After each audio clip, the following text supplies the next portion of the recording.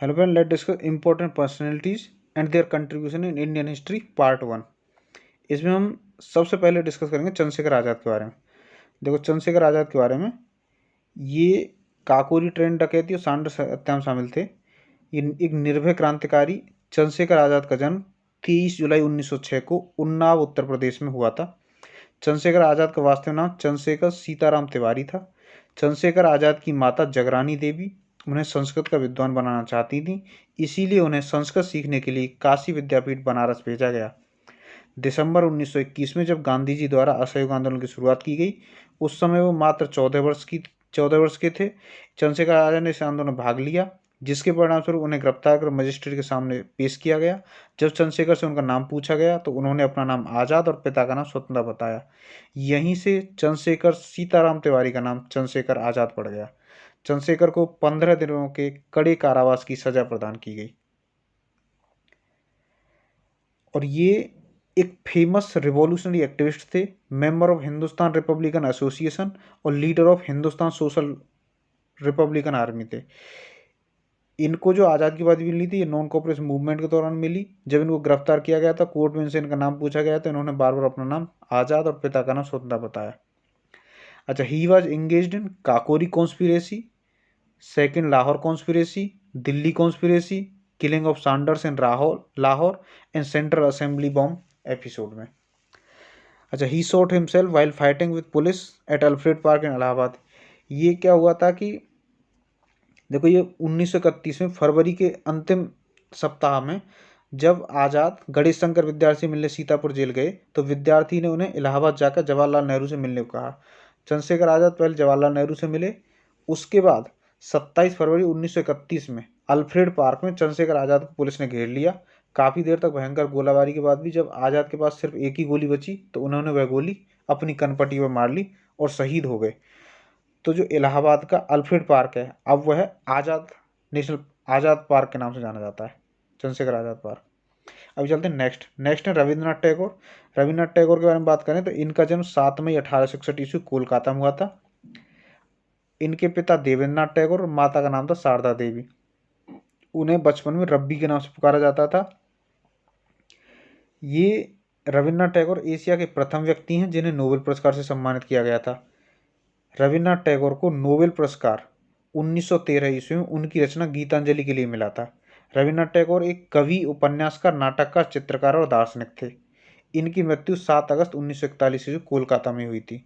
तो ये एक ग्रेट बंगाली पोएट हैं who originally compose the national anthem in Bangla. Rabindranath Tagore ने भारत के राष्ट्रगान जनगण मन की रचना की है और बंगाल के राष्ट्रगान आमार सोनार बंगला की स्थापना की है। देखो, इनके बारे में और देखें। He was a poet, philosopher, educationist, internationalist and a patriot. He has his elder brother Satyendra Nath Tagore. इनके जो बड़े भाई थे सत्येंद्र नाथ टैगोर, वो पहले इंडियन हैं जो ICS बने थे। इंडियन सिविल सर्विस में जो गए हैं, पहले ICS बने हैं सत्येंद्र नाथ टैगोर, जो इनके बड़े भाई थे।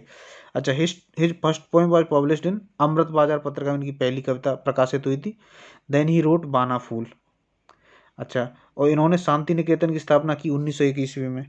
ही wrote Gitanjali for which Nobel prize were awarded to him in 1930। इन्होंने गीतांजलि लिखी जिसके लिए 1913 ईस्वी में साहित्य का नोबेल पुरस्कार मिला। इन्होंने विश्व भारती यूनिवर्सिटी की स्थापना की। 1915 ईस्वी में ब्रिटिश क्राउन ने इन्हें नाइटहुड की उपाधि सम्मानित किया, जिसे उन्होंने जलियांवाला बाग हत्याकांड के बाद लौटा दिया। जलियांवाला बाग हत्याकांड 13 अप्रैल 1919 ईस्वी को हुआ था। ये हो इसलिए रहा था कि रॉलेट एक्ट के जरिए सैफुद्दीन किचलू और डॉक्टर सत्यपाल की जो गिरफ्तारी हुई थी उसके विरुद्ध में एक आम सभा आयोजित हो रही थी अमृतसर जलियांवाला बाग में, जहां जनरल डायर ने अंधाधुंध गोलियां चलवा दी, जिसके बाद इन्होंने नाइटहुड की उपाधि लौटा दी थी और महात्मा गांधी ने केसर हिंद की लौटाई थी। अच्छा, his compositions were chosen as national anthem by 2 nations. 2 राष्ट्रों के द्वारा नेशनल एंथम चुने गए हैं। जनगण मन ये भारत का राष्ट्रगान है और आमार सोनार बंगला ये बांग्लादेश का राष्ट्रगान है। रविन्द्रनाथ टैगोर एक विश्वविख्यात कवि, साहित्यकार, दार्शनिक और भारतीय साहित्य के नोबेल पुरस्कार विजेता हैं। इन्हें गुरुदेव के नाम से भी जाना जाता है। बांग्ला साहित्य के माध्यम से भारतीय सांस्कृतिक चेतना में नई जान फूंकने वाले युगदृष्टा थे। वे एशिया के प्रथम नोबेल पुरस्कार विजेता हैं। अच्छा, इनकी जो रचना थी गीतांजलि, ये लोगों को इतनी पसंद आई कि अंग्रेजी, जर्मन, फ्रेंच, जापानी, रूसी आदि विश्व की सभी प्रमुख भाषा में इसका अनुवाद किया गया। टैगोर का नाम दुनिया के कोने कोने में फैल गया और वे विश्व रंगमंच पर स्थापित हो गए।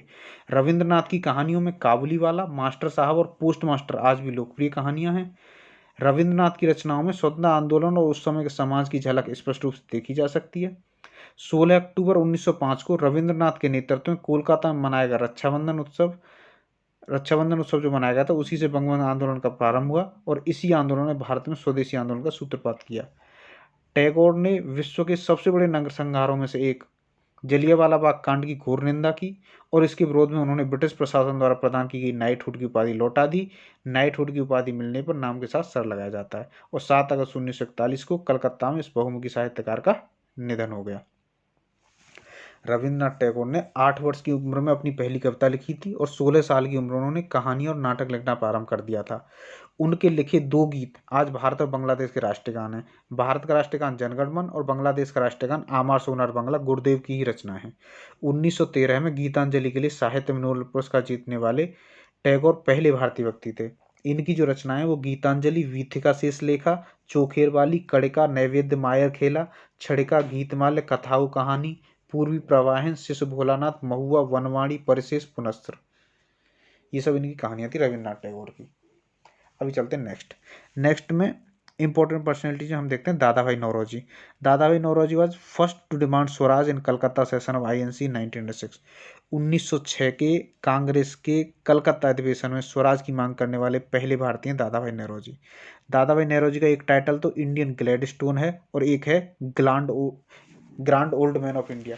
भारत के वयोवृद्ध नेता के नाम से हम जानते हैं दादा भाई नौरोजी को। Dadabhai Naoroji was first Indian to be selected to the House of Commons on Liberal Party ticket. ये लंदन में लिबरल पार्टी की टिकट से हाउस ऑफ कॉमन्स में चुने जाने वाले पहले भारतीय थे। He highlighted the draining of wealth from India by the British and its effects in his book Poverty and British Rule in India in 1901। इन्होंने 1901 ईस्वी में एक किताब लिखी, poverty and un-British rule in India, जिसमें इन्होंने भारत से धन निष्कासन के सिद्धांत का प्रतिपादन किया। वह भारतीय राष्ट्रीय कांग्रेस के संस्थापक सदस्यों से एक थे। ये 3 बार 1886 ईस्वी में कलकत्ता में, 1893 में लाहौर में और 1906 में कलकत्ता सत्र के अध्यक्ष बने। 3 बार कांग्रेस के अध्यक्ष बने हैं दादा भाई नौरोजी। देखो, जो कांग्रेस है इसकी स्थापना 28 दिसंबर 1885 ईस्वी को एलन ऑक्टेवियन ह्यूम ने की थी और 1885 में इसका जो पहला अधिवेशन हुआ उसकी अध्यक्षता की थी व्योमेश चंद्र बनर्जी ने, और जो दूसरा अधिवेशन हुआ है 1886 ईस्वी में उसकी अध्यक्षता दादा भाई नौरोजी ने की है। दादा भाई नौरोजी इन्होंने 1 दिसंबर 1866 को ईस्ट इंडिया एसोसिएशन की भी स्थापना की। उन्होंने 1 दिसंबर 1866 को ईस्ट इंडिया एसोसिएशन की स्थापना की। इस संस्था में भारत के उन उच्च अधिकारियों को शामिल किया गया जिनकी पहुंच ब्रिटिश संसद के सदस्यों तक थी। दादा भाई नौरोजी 1892 में सेंट्रल फिंसबरी से लिबरल पार्टी के उम्मीदवार के रूप में ब्रिटिश संसद के लिए चुने गए। दादा भाई नौरोजी ने 1851 में नौरोजी फरदोंजी तथा SS बंगाली के साथ मिलकर पारसी सुधार आंदोलन के लिए रहनुमा ए मजदयान सभा की स्थापना मुंबई में की। दादा भाई नौरोजी प्रमुख उदारवादी और नरमपंथी नेता थे। जो उग्रवादी नेता में लाल बाल पाल आते हैं, लाला लाजपत राय, बाल गंगाधर तिलक, बिपिन चंद्र पाल, ये उदारवादी नेता थे। अच्छा, दादा भाई नौरोजी ने धन निष्कासन सिद्धांत को सामने रखा, जिसमें उन्होंने कहा था कि ब्रिटेन भारत को पूरी तरह से सुखा रहा है। उन्होंने भारत से इंग्लैंड के लिए धन के निरंतर एक तरफा प्रवाह का वर्णन किया, जिसके लिए भारत को धन निष्कासन के रूप में कोई रिटर्न नहीं मिला। और 1851 में गुजराती भाषा में इन्होंने राफ्तार साप्ताहिक पत्र निकालना स्टार्ट किया। अभी चलते हैं नेक्स्ट। ये राफ्त गुप्तार था। अभी चलते हैं नेक्स्ट है गोपाल कृष्ण गोखले। देखो, गोपाल कृष्ण गोखले के पिता हैं कृष्णराव, माता हैं वालूबाई, पत्नी सावित्रीबाई। ये 1908 में इंग्लैंड की ट्रिप पर गए थे और 1912 में साउथ अफ्रीका गए, जहां महात्मा गांधी से मिले। गोपाल कृष्ण गोखले महात्मा गांधी और जिन्ना दोनों के राजनीतिक गुरु हैं। इनके गुरु थे महादेव गोविंद रानाडे।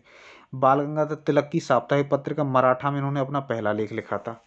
जो बाल गंगाधर तिलक थे उनके द्वारा 2 पत्रिकाएं प्रकाशित होती, एक मराठा और केसरी। मराठा अंग्रेजी भाषा में प्रकाशित होती थी और केसरी मराठी भाषा में प्रकाशित होती थी। तो जो गोपाल कृष्ण गोखले हैं ये एक ग्रेट सोशल रिफॉर्मर हैं और महात्मा गांधी के राजनीतिक गुरु हैं। नेक्स्ट में देखो, गोपाल कृष्ण गोखले और Gandhi ji regarded him as his political guru. Gandhi जी इनको अपना राजनीतिक गुरु मानते हैं। ये प्रेसिडेंट ऑफ बनारस सेशन 1905 के कांग्रेस के बनारस सेशन की इन्होंने अध्यक्षता की, अधिवेशन की, विच सपोर्टेड स्वदेशी मूवमेंट, और स्वदेशी मूवमेंट जिसने सपोर्ट किया था। इन्होंने 1905 ईस्वी में भारतीय राष्ट्रीय कांग्रेस के बनारस अधिवेशन की अध्यक्षता की। इन्होंने founded servants of India society in 1905, 1905 ईस्वी में सर्वेंट्स ऑफ इंडिया सोसाइटी की स्थापना की, to train people who would work as national missionaries, as लोगों को ट्रेन करने के लिए, प्रशिक्षित करने के लिए सर्वेंट्स ऑफ इंडिया सोसाइटी की स्थापना 1905 ईस्वी में की। अब देखो और देखते हैं गोपाल कृष्ण गोखले के बारे में। गोपाल कृष्ण गोखले महात्मा गांधी के राजनीतिक गुरु, भारतीय राष्ट्रीय आंदोलन के मार्गदर्शकों में से एक थे। गोपाल कृष्ण गोखले का जन्म 9 मई 1866 को महाराष्ट्र के कोल्हापुर में हुआ था। यह एक स्वतंत्रता सेनानी, समाजसेवी, विचारक एवं सुधारक भी थे। गोखले का राजनीति में पहली बार प्रवेश 1888 ईस्वी में इलाहाबाद में हुए कांग्रेस का अधिवेशन हुआ था। गोपाल कृष्ण गोखले पर महादेव गोविंद रानाडे का प्रभाव था। रानाडे गोपाल कृष्ण गोखले के गुरु थे और गांधी जी उन्हें अपना गुरु मानते थे। गोखले एक ऐसे राजनीतिक विचारक थे जो राजनीति में आध्यात्मिक अवधारणा लेकर आए हुए थे। गोखले पहले व्यक्ति थे जिन्होंने स्वदेशी विचार पर जोर दिया। गोपाल कृष्ण गोखले हिंदू मुस्लिम एकता को भारत के लिए कल्याणकारी मानते थे। जिन्ना को वे हिंदू मुस्लिम भाईचारे का सबसे बड़ा पैरोकार मानते थे। गांधी जी के साथ साथ गोखले जिन्ना के भी राजनीतिक गुरु थे। बाद में गोपाल कृष्ण गोखले मधुमेह, दमा जैसी गंभीर बीमारियों से परेशान रहने लगे, जिसके बाद फरवरी 1915 ईस्वी को मुंबई में उन्होंने अपना देह त्याग दिया। गोपाल कृष्ण गोखले भारत के एक स्वतंत्रता सेनानी, समाजसेवी, विचारक, सुधारक थे। गोपाल महादेव गोविंद रानाडे के शिष्य गोपाल कृष्ण गोखले को वित्तीय मामलों की अद्वितीय समझ और उस पर अधिकार पूर्वक बहस करने की क्षमता से उन्हें भारत का ग्लैडस्टोन कहा जाता है। वे भारतीय राष्ट्रीय कांग्रेस के सबसे प्रसिद्ध नरमपंथी थे। महात्मा गांधी उन्हें अपना राजनीतिक गुरु मानते थे। 1905 ईस्वी में गोपाल कृष्ण गोखले अपनी राजनीतिक लोकप्रियता के चरम पर थे। उन्हें भारतीय राष्ट्रीय कांग्रेस का अध्यक्ष बनाया गया। इसके बाद उन्होंने भारतीय शिक्षा को विस्तार देने के लिए सर्वेंट्स ऑफ इंडिया सोसाइटी की स्थापना की। सर्वेंट्स ऑफ इंडिया सोसाइटी की स्थापना गोपाल कृष्ण गोखले ने 1905 में पुणे, महाराष्ट्र में की। इसका उद्देश्य नौजवानों को सार्वजनिक जीवन के लिए प्रशिक्षित करना था। इस सोसाइटी के सदस्य आजीवन देश की सेवा करने का वचन लेते थे। गोखले को डेक्कन एजुकेशन सोसाइटी के सचिव पद पर नियुक्त किया गया था। उसके बाद गोखले को पुणे नगर पालिका का 2 बार अध्यक्ष चुना गया। वहीं कुछ दिनों के लिए गोखले मुंबई विधान परिषद के एक सदस्य भी रहे, जहां उन्होंने सरकार के खिलाफ अपनी बात रखी। जब इनका 19 फरवरी 1915 ईस्वी को मृत्यु हो गई थी, उस समय इनके दाह संस्कार पर बाल गंगाधर तिलक ने कहा था कि भारत का यह हीरा, महाराष्ट्र का अनमोल रत्न, कर्मचारियों का बादशाह शाश्वत रूप से इस जमीन पर विश्राम कर रहा है।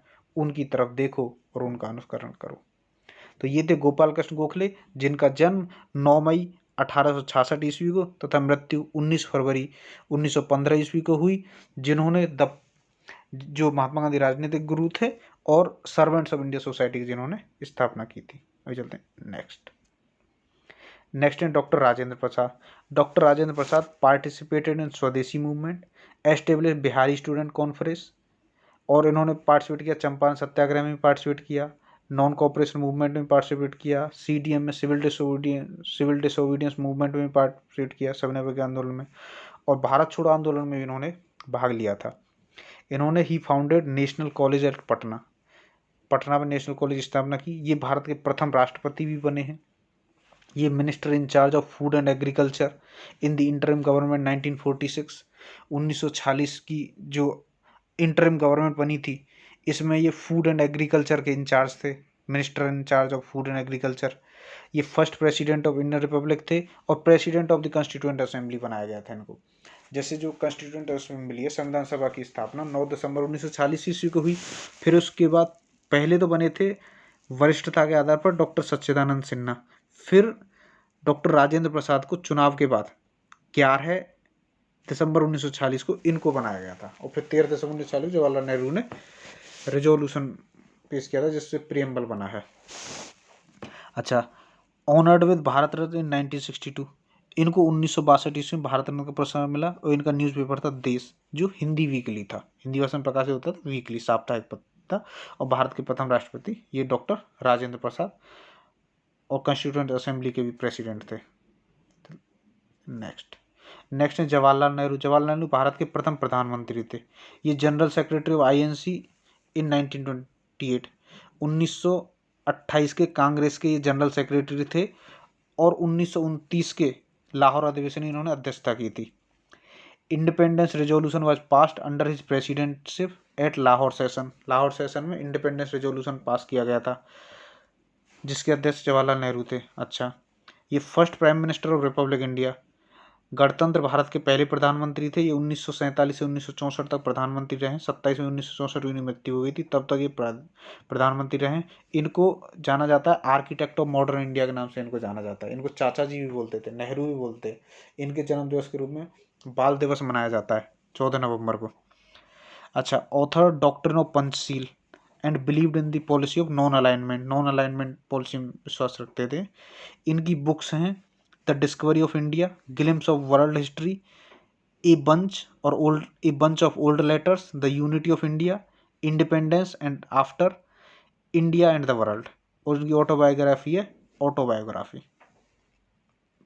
नेक्स्ट है रास बिहारी बोस। रास बिहारी बोस एक रिवोल्यूशनरी थे बंगाल से। Bose organise several clandestine activities in UP, Delhi, Punjab at an early age, associated with Harding bomb case and Lahore conspiracy case, after which he managed to escape to Japan. Japan चले गए इसके बाद ये।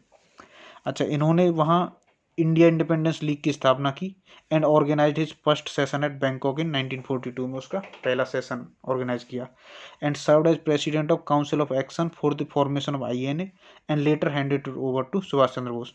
इन्होंने आईएनए की संस्थापक सदस्यों में रहे हैं रास बिहारी बोस, और इन्होंने बाद में सुभाष चंद्र बोस को हैंडेड ओवर कर दिया। And boss died in Tokyo on January 21, 1941। तो 21 जनवरी 1945 को टोक्यो में इनकी मृत्यु हो गई। ये रास बिहारी बोस। नेक्स्ट है बदरुद्दीन तैयब जी।